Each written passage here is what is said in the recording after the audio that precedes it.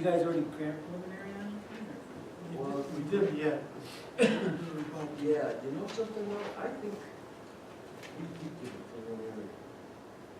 So you've done secret and all that good stuff. We did a secret on it. When you I granted believe I'm preliminary. correct. Is that correct, Dan? No, We didn't do a secret on it? you're talking Bay Blue. Yeah. No. No, I got it right here though. Good. They're, correct, no, I got secret. And they fall under some existing secret? Can I just get this? Yeah. Tony? No. The does he- 3 pages, can I just get it? Wait. You gotta like read something. Let's back up. I'll read the. Preliminary was not granted, okay? We got held up on the parking lot agreement. Oh, for a secret. What do you think? Everyone should have received my I email, get nuts with that, but. receiving a copy. Yeah, so can you short? I also provided a copy for tonight's What meeting, is hard important copy. for you? Just look at the key line, what does it say? What page? Is it listed action? He's got 15 pages there. Yeah, that's. About the lady that came in there, wanted to know why it wasn't. For the, big blue, I got 3 pages. It's her responsibility. You don't have to read that. You can leave it because they copy. Just, I should say that. what's it say? Consider, so what is, just consider Citing request dates. to blah, blah, blah? As They believe what they want. It's an unlisted And action. then the planning board attorney pulled action on the station under the state code. And And I'll submit this. I'll submit this here as Is. under the one That's the only one we got. Nicole Woods right there. They're all in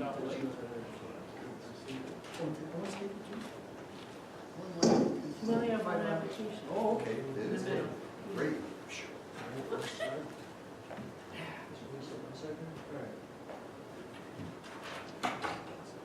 Okay, it's 7 o'clock, I guess we can get started. Welcome everybody to the March 5th planning board meeting. Before we start, if there is going to be anyone here for the 5 Mile Line Road accessory building, that applicant has requested to postpone until the April 2nd meeting. And also, again, Nicole Woods subdivision, which is down on Lake Road, is requested to postpone again until April 2nd. Also, I guess they're working with the DEC and stuff, so the only application we're gonna have is the Bay Blue, so. Anyways, with that, would you join in pledge of allegiance? Pledge allegiance to the flag of the United States of America, and to the republic for which it stands, one nation under God, indivisible, with liberty and justice for all. Kevin, you want to call the roll? Please note, Mr. Anderson is absent. Mr. Arena, Here. Mr. Kashani, Here. Mr. Kosel, Here. Mr. Malta, Here. Mr. Mixel, Here. Mr. Rampy, Here. Mr. Hauser, Here. Mr. Sacker. Here. Okay.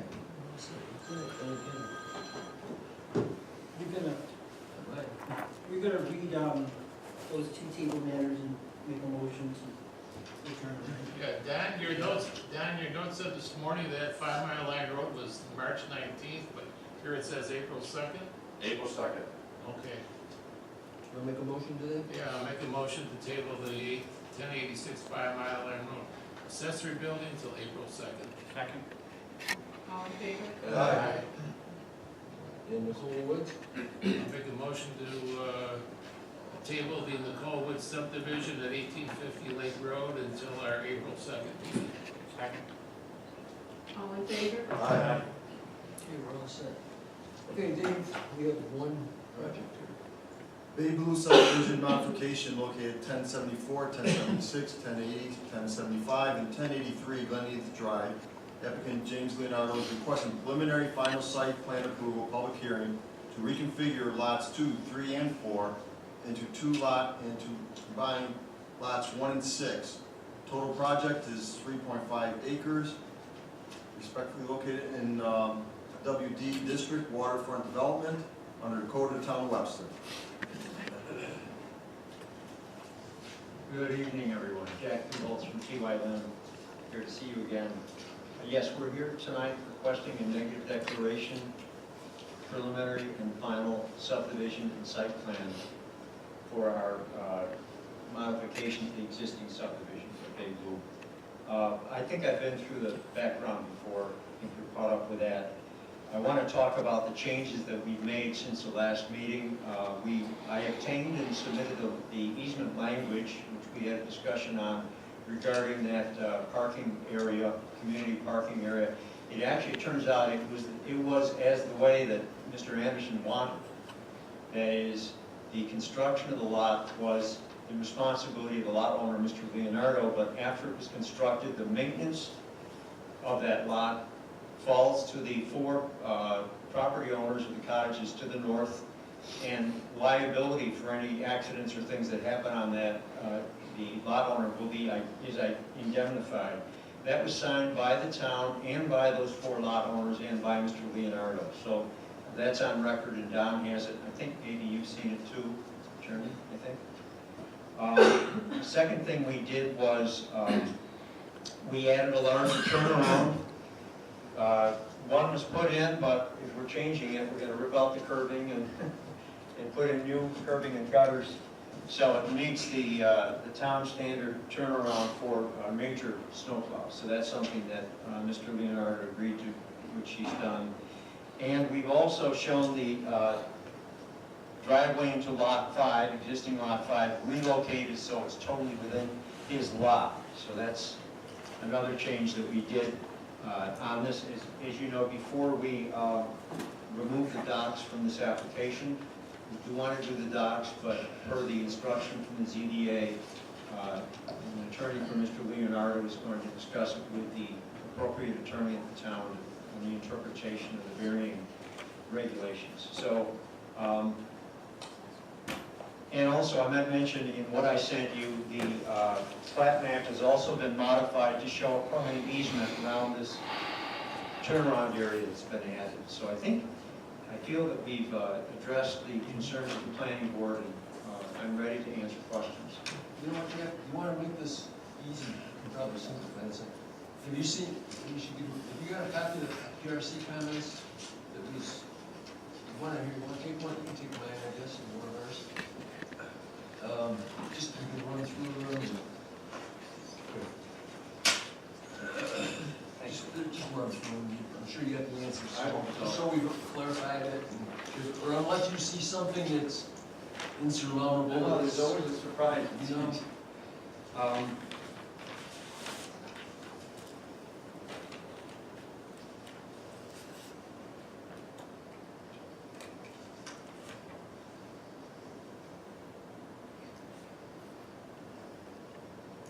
He's looking at that. I think the last time, a couple weeks ago, when we were in, the big issue was the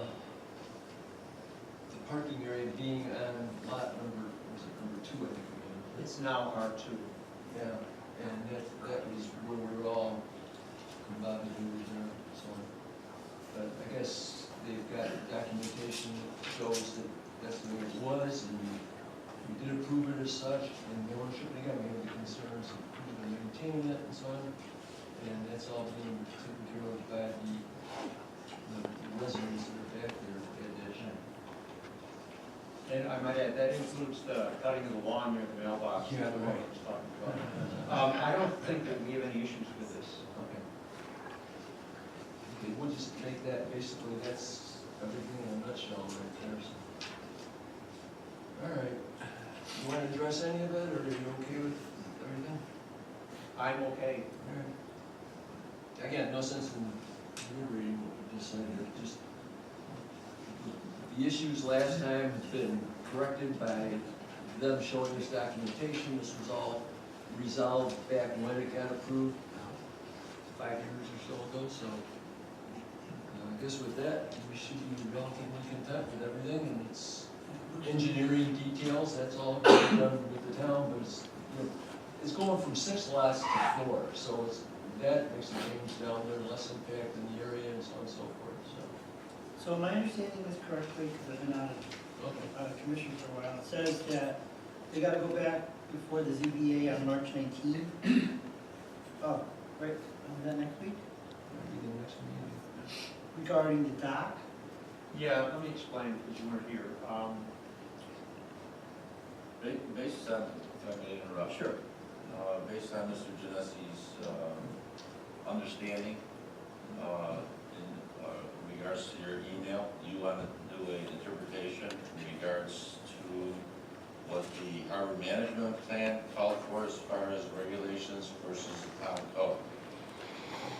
And it sounded like at the zoning board hearing that you wanted to be able to really sink your teeth into it. Okay. So that's part of your application for this? No, No. the docks have been eliminated off this application. We've taken it off the application, we do intend to have docks, that will be a subsequent application. And if I can elaborate a little bit, there are 3 references as to what's permitted for docks. And the issue is how long can a dock be? That's one issue. The second is what constitutes a lot that is entitled to have a dock? And there are, within the town code, there are differing requirements. One place in the code says that the dock shall be no more than 50 feet. Another place says it shall be no more than 200 feet. Then in the Ronnequoit Bay Harbor Management Plan, they indicate that no dock should be longer than 50 feet unless necessary to minimize or avoid dredging. And that is a factor of how deep the water is in the dock and how deep the draft is on the boat. So the second issue being the planning board is permitted to grant permission to have a dock to residences that are littoral, L-I-T-T-O-R-A-L, meaning bordering the bay. Also that lots within the, is it called the near shore zone? Near shore zone are permitted to have a dock. We have one lot here which falls within the near shore zone by definition, the 300 feet radius which goes like this. But it is not abutting that, so that's another thing. So those two things have to be interpreted, the length of the dock and whether a lot that is not fronting on the bay but is within the near zone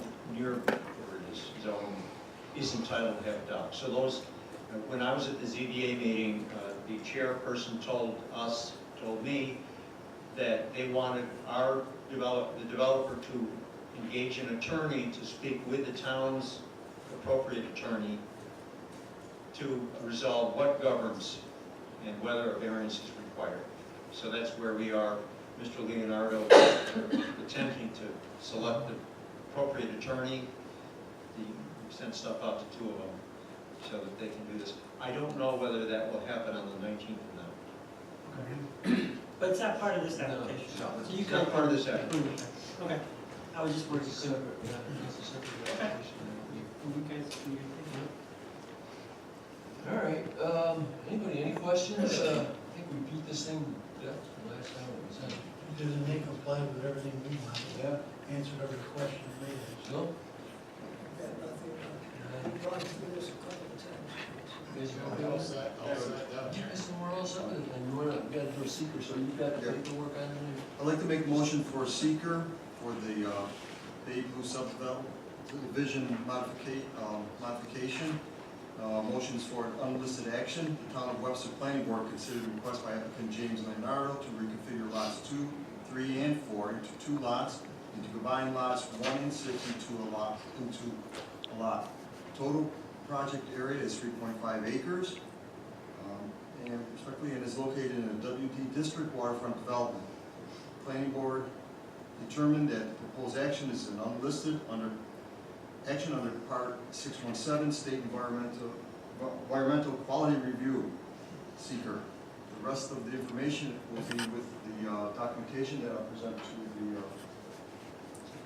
the Secretary. Okay, thanks. Okay, we have a motion for seeker as a listed action. We need a second. Seconded. Okay, Mr. Arena? Aye. Mr. Malta? Aye. Mr. Rampy? Mr. Mixel? Aye. Mr. Kosel? Aye. Mr. Kashani. All right. While we're doing that, I'd like the board to have make a determination that this still is consistent with the LWRP standards, waterfront development. That should be a separate motion. Yes. shouldn't it? Yeah. Okay. Yeah, okay, I'll make a motion that that this board has determined this project to be consistent with the Town of Webster's local waterfront revitalization plan, and it meets the town zoning and building codes, and the determination of this project that the town has no objection. So I scribbled a couple of notes on it. No objection to this approval. Mr. Kashani. Aye. Mr. Rampy. Mr. Mixel. Aye. Mr. Kosel. Aye. Mr. Malta. Aye. Mr. Arena. Aye. Okay. Now we need a motion for preliminary approval. I'll make a motion to it, there's not much here, it's just make it subject to the information that has been presented, subject to all engineering approvals, and anything you guys can think of, it's got to be subject to, this is not including the docks, which is a separate, it will be forwarded out as a separate application. We can put in, let's see, trees, construction, well, we'll go through it. Let's see, subject to letter of credit posted to Town of Webster. Subject to, we don't need any variances. We need to see the PRC comments. Subject to PRC comments. Addressing, well, land that's been done, conveyed, the land you're conveying to the town, that's where the pump station is and stuff, I guess, right? So that would be all on the drawing, so you're showing that. All improvements, in accordance with specifications of the town. Site work is in compliance to the standards of the town. Do we need to put a timeline as to when the pump station's gonna be upgraded? Wait a minute, let me finish this. Comply with all requirements of state, county agencies and town agencies. Drainage is done, landscape is done. That's done, okay, no, I'm sorry. What's that? Do we need to have something on there with a timeline as to when the pump station's gonna be upgraded? You're gonna do something with the pump station down there? What was the plan for that? I think what we had said last time was that the improvements or the repairs will be done by Mr. Leonardo. He will pay for those. He will do them before the plat is filed, or stating that he would provide a letter of credit suitable to the town to cover such expense. All right, so we'll put down before the plat map is filed, or a letter of credit to be issued to the town before the work to be completed. Yes, so I guess before the plat is filed, either the repairs would be done or a letter of credit for town satisfaction. We'll put either or. So it's Can I ask you a question? You said preliminary, is this subdivision and site plan, or just subdivision, or just site? well, this is site plan, I guess, right now. Could be both. Yeah, both, really, yeah. It's all, Okay, it's all. I didn't hear you say it. Yeah. Let's see, what else? Is there anything we need? Nothing, I don't believe it's. Nope, got PRC comments in there. Okay, that's it, that's a motion. I'll second it. Jen? Mr. Kashani. Aye. Mr. Kosel. Aye. Mr. Mixel. Aye. Mr. Rampy. Aye. Mr. Malta. Aye. Mr. Arena. Aye. Okay, we're set with that. Now, for the final approval. You wanna make something in there, just, I'll make a motion for final approval for the Big Blue subdivision modification. Subject to project review committee comments. Subject to parks and rec fees if applicable. Subject to preliminary approval conditions. Subject to all applicable government fees. Subject to Department of Public Works approvals. Significant construction shall occur within 1 year. The planning board is deemed by the planning board to expire on March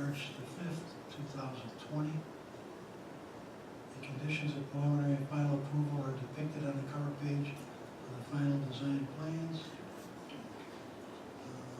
Do we need a letter from the engineer? I think we're okay with that. Okay. That's awesome. That's it.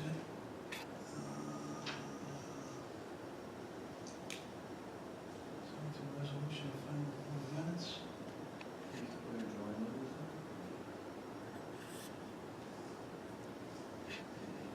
You could make it subject to the revised drawings that you just presented us, whatever the numbers are, I don't know what it is.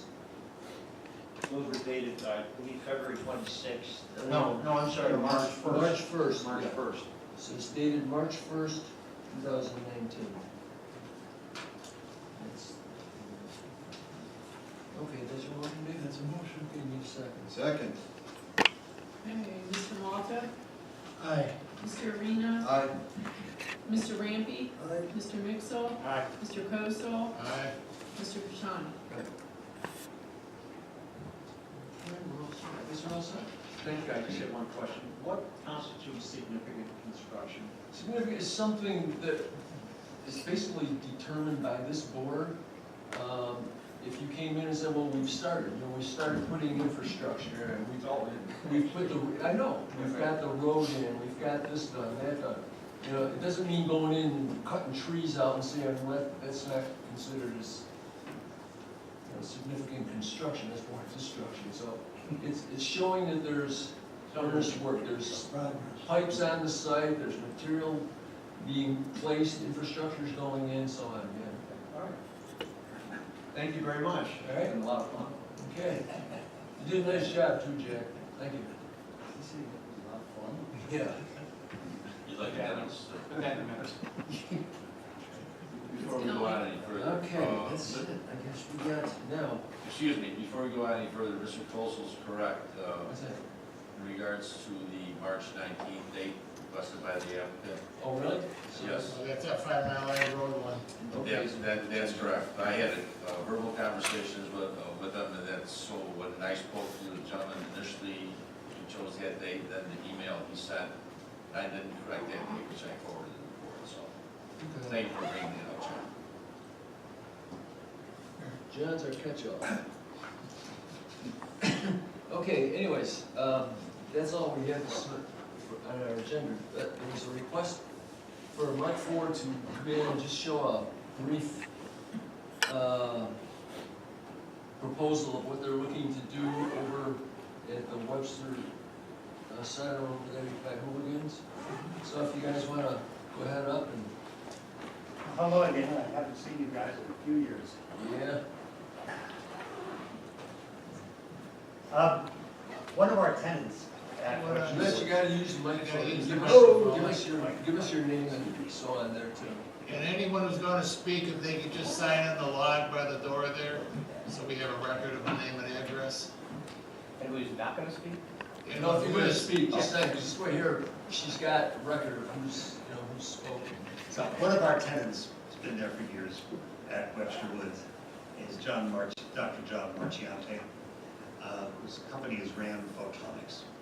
And it just blew me away to learn, to see firsthand one of the companies we read about in the paper all the time, and an illustration of Rochester's future.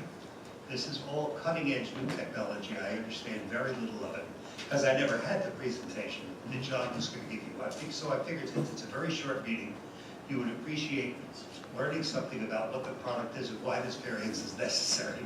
And of course, I've handed in the 10 copies that are required. And I think the presentation will make very clear what all we're asking for is, this is a medium commercial district. And of course, zoning was written a very long time ago, before an era where new technology, in order to market it, in order to design it, in order to engineer it, you have to prototype the minute little changes in these parts. These parts are all less than an inch square. But they want to put a machine in a separate room to prototype their product. That required a special permit, because machines are not something allowed in the zone. So personally, I think it's it's well worth doing, and this machine only produces 10 decibels of sound, which is much less than my voice speaking low like this, and no vibration. So it's just, it's absolutely no detriment to anybody else, as of course I explained in the letter of intent. And I'd just like to take whatever it takes, 10 minutes of your time. Yeah, sure, I think go you'll be ahead. interested in this presentation. Yeah. Dr. Marchand. Thank you, appreciate having the time to talk to you. So I've got a presentation there. I think it'll help. It's a little introduction to our company, what we're doing, why we're doing it, and why we're doing it here in Rochester, actually. We're gonna post it all up, but I figured it's probably easier for you guys to follow along there.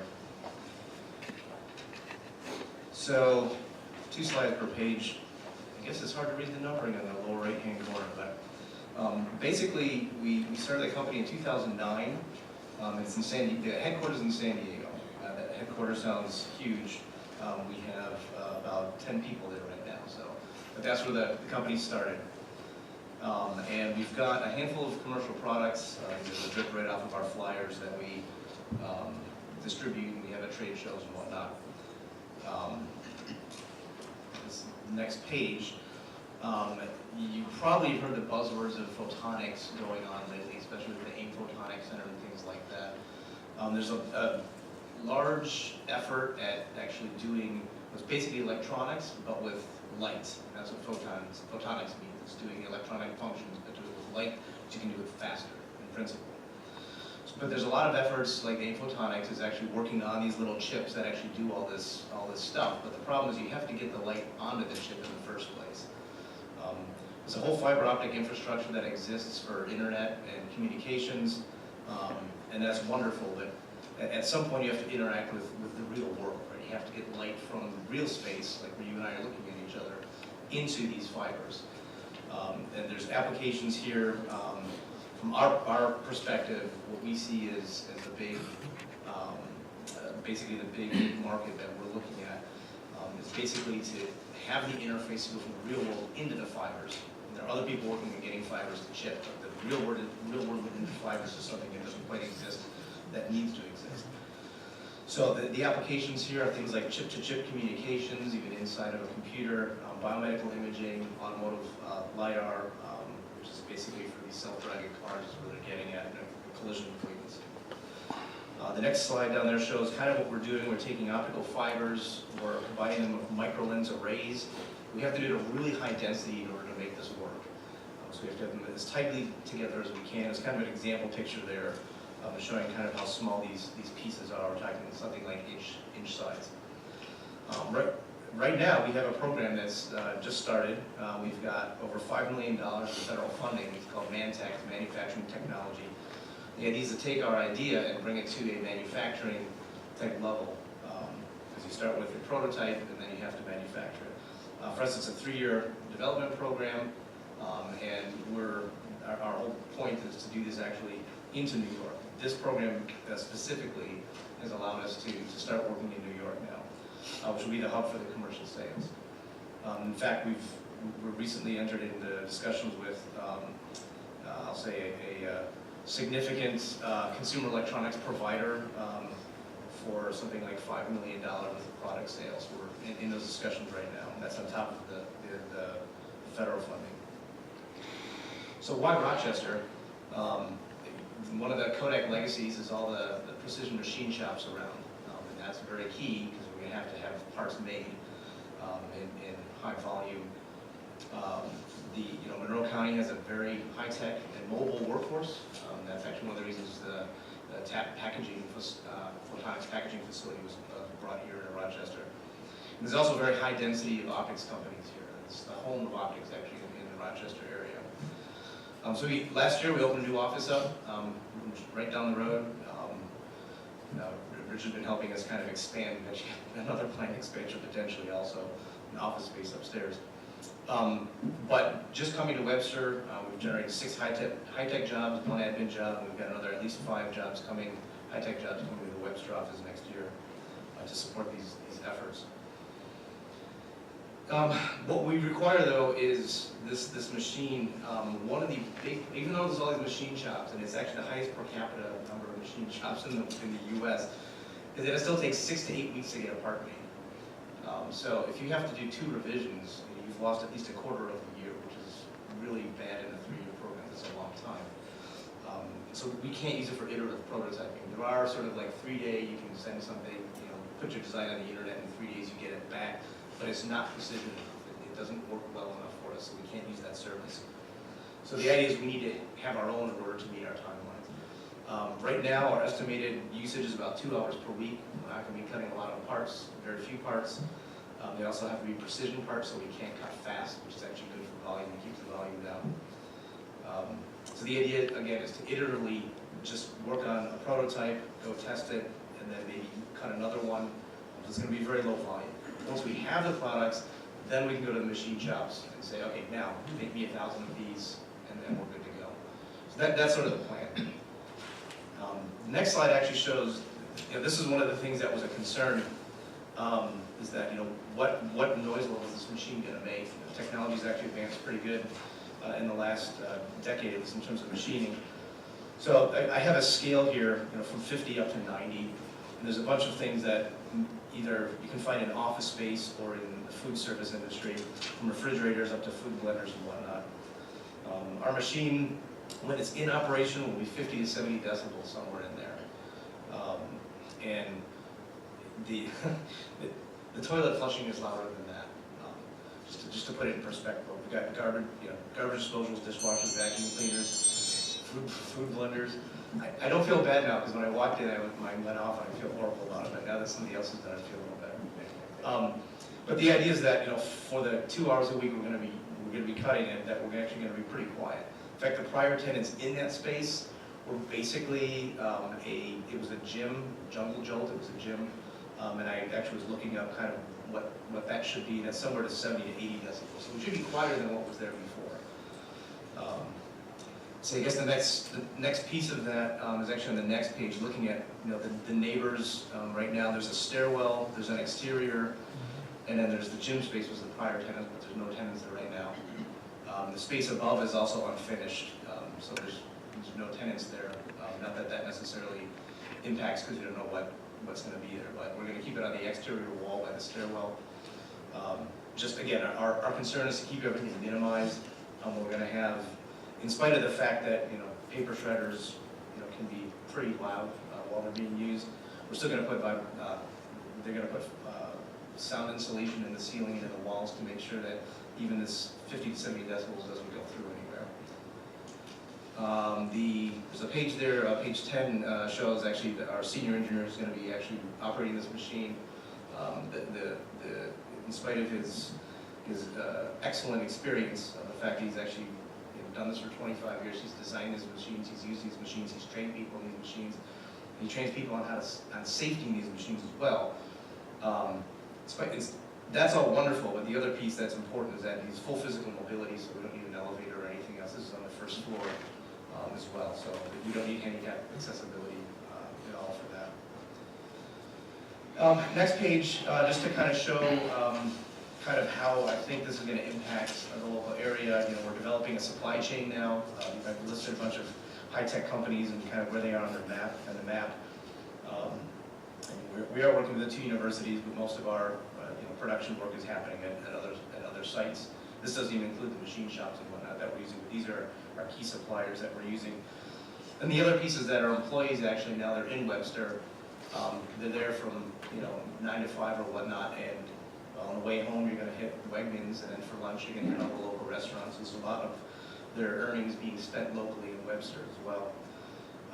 In fact, one of our folks has told me a couple times that he's thinking about hopping across the bay moving from Roundabout to Webster, just because he thinks Webster is, well, it's worth living, right?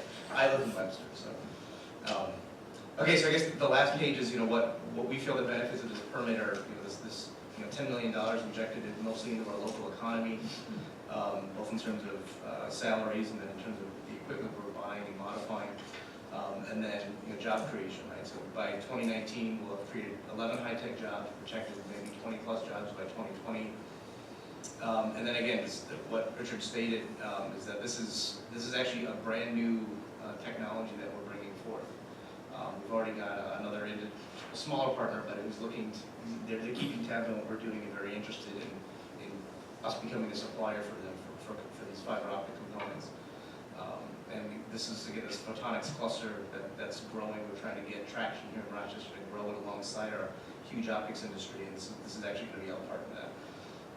Not to put a negative spin, but you know, I want to be here. I live here. I don't want to move to San Diego. Don't say that too loud. But that's kind of the alternative, right? If we can't get things going, we may have to push that there with the headquarters.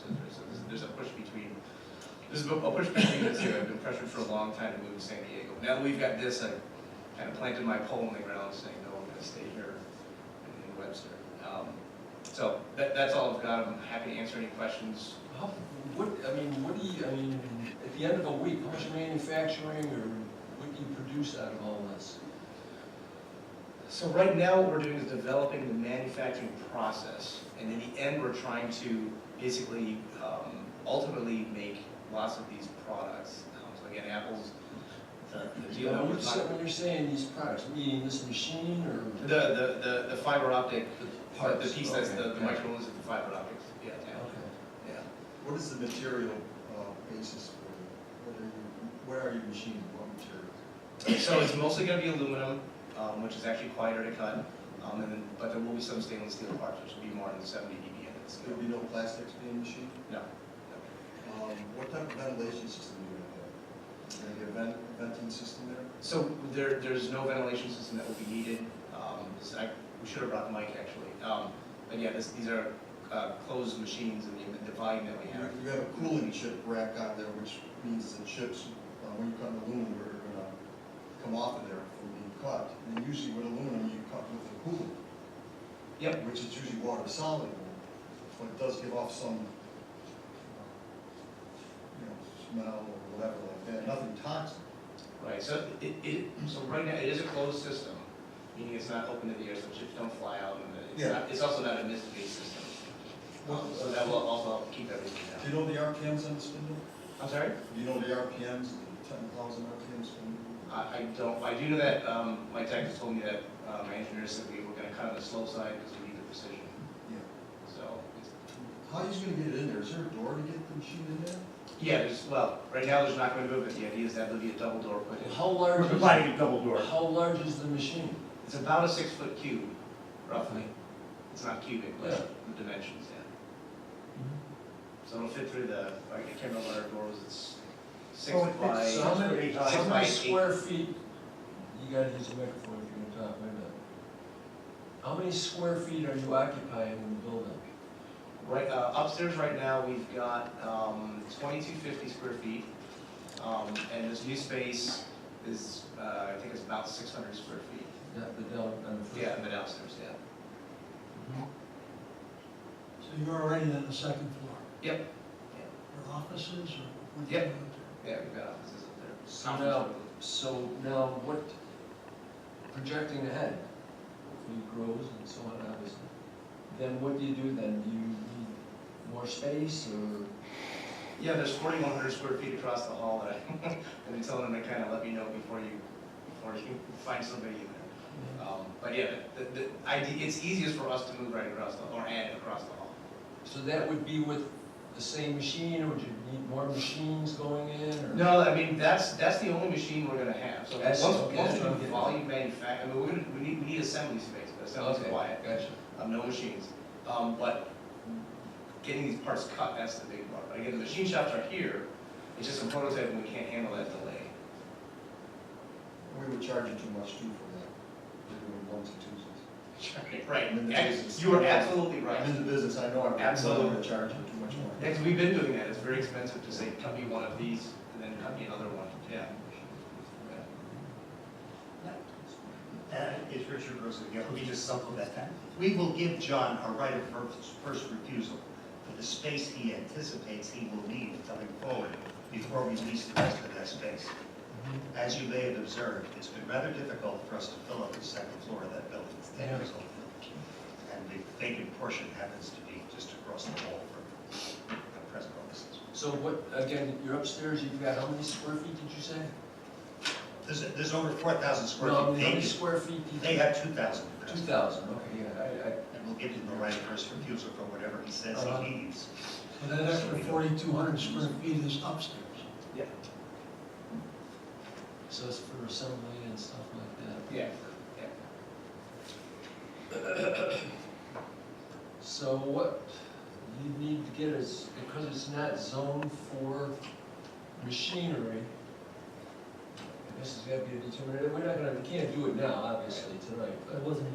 No, it's not advertised, no, this is just we're just talking, trying to iron it out, what direction to go with it for. I think that's what they want right now, to expedite it as soon as you can, if Right. possible. Actually, I could answer Well, Rich, don't start. Don, I gave you all 10 copies, but I suggested what the restriction might be. Because on the 19th, we'll be asking you for a special. All right, well, either way, we can't do anything tonight with it, Oh, I know, but I'm but trying to. on the checklist of special permit conditions, I said, the use of machinery is accessory to RAM Photonics and shall be removed in the event the tenancy or its successors is terminated at this location. And the machinery should be used for prototyping purposes only. That is, trial of manufacturing techniques and methods incidental to marketing, engineering, and product development. So you'll be able to write conditions such that you're not going to lose the integrity of the BDU commercial zone. Nothing happens until they go before the board, the zoning board. What's that? Nothing can happen until they go before zoning. No, I Well, what think they're asking for, rather than a use variance, they're asking for a special permit from this board. Special use which, permit. This board has the authority to grant. But the special use permit then, you know, like, if they, I mean, something like this, it's, you know, while you were doing the presentation, I'm looking at it like a big copying machine or something in there, you know? It's not like a big manufacturing thing. But with a special use permit, I guess my question would be to Dan or Roger. Can that be limited, like for, you know, 2 years and then reviewed if there's a problem? You know what I mean? The board can establish conditions. I think Okay. the board can establish conditions. I believe the special permit is good for a period of 2 years, or I should get the code book there. Okay. You've got to establish a timeline. But that's the avenue that they're looking to proceed. Section 225-17A 23. That's our if it's what you're saying, I'm looking at it, it's kind of an interesting business. It's a clean business, it's according to what you're showing for decibels, It's quiet, certainly a better it's- alternative What's that? code-wise. I said it's certainly a better alternative code-wise, because if a variance is granted, the variance, as you well know, stays with the parcel of Yeah, land. exactly, yeah.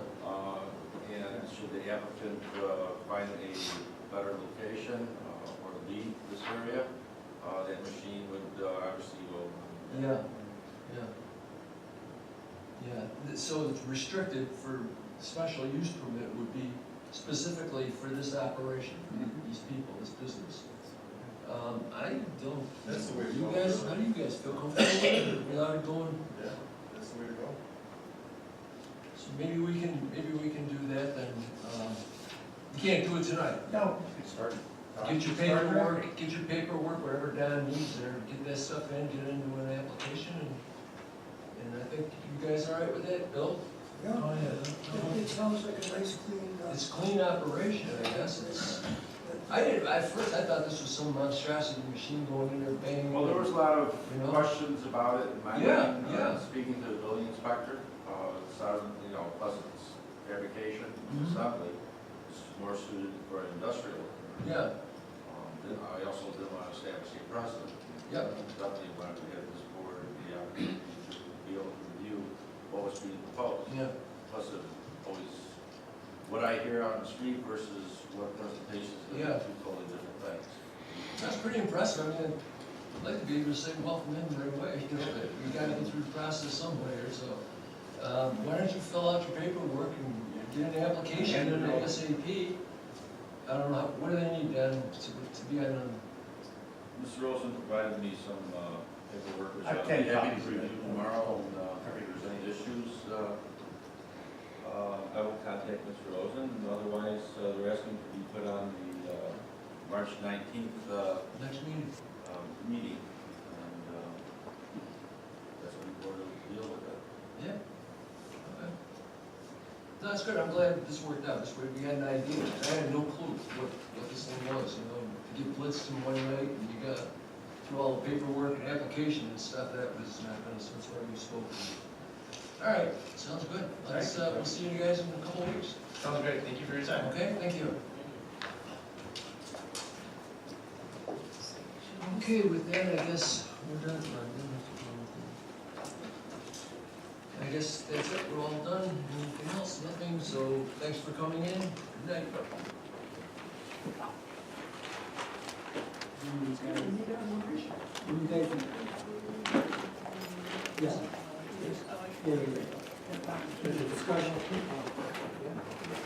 Or concept, whatever. That's it?